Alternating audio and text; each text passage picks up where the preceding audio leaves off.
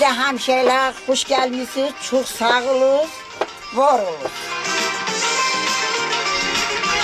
Adınızı demədiniz ama. Yox demədim. Niye demədiniz?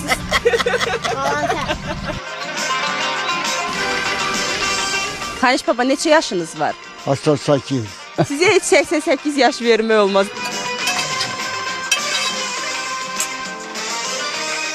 Neçə evladınız var? Evlad saya bilmərəm, o qədər xırda.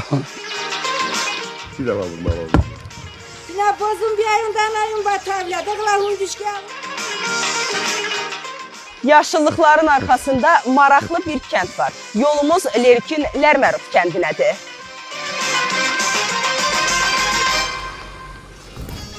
Buludların yaxınlığındakı bu kənd Lerkin mərkəzindən təxminən 30 kilometrlik məsafədə yerləşir. Yollarının təhlükəli və narahat olduğu Lərməroda getmək üçün yolsuzluq avtomobilindən istifadə edirik.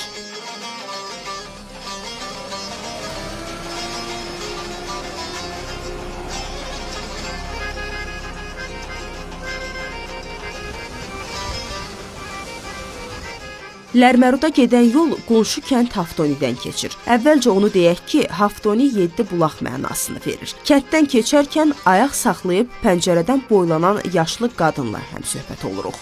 Ya görək orada qəşəng bir nənə var, bizə boylanır. Bir söhbət eləyək. Necəsiz? Xoş gördük sizi. Hər vaxtınız xeyir. Hər vaxt sağ olun. Adınız necədir nənə? Neyiniz sizə adı? Soruşum da soruşmuyorum. Gəlibsiz, ha, Biz Bakıdan gəlmişik. Lərməroda təxmin nə qədər yolumuz var buradan? O yüzdədirlər məvət. Necədir burada yaşamaq? Bakıya getdim. Orada sözü, ay nənə, bura yaxşıdır. Sizin kənd dedim, valla gedirsən, evdə oturursan, elə bir türmədəyim. Əlbəttə mənim yerim yaxşıdır. Çox yaxşı. Öpürük sizi, bağrımıza Sağ olun, Allah kömək. Oturun. Adınızı demədiniz ama. Yox demərəm. Deməzsiniz. Niye deməzsiniz? Canım nənə. Sağ olun. Görüşərik hələlik. Çox çalışsaq da adını öyrənə bilmədiyimiz bu xanımla sağollaşıb yolumuza davam edirik. Budur, biz artıq Lərməroda çatmışıq. Qohum-qonşular qonağı olduğumuz Qurbanovlar ailəsinə toplanıb.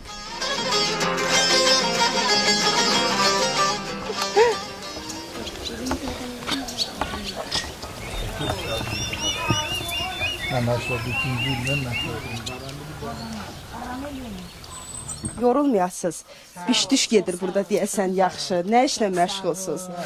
Sağ ol, Allah sizi çoxlasın, siz də xoş gəlmisiniz bu Sağ xoş kəndə. gəldik. Nə bişirirsiniz Bibican?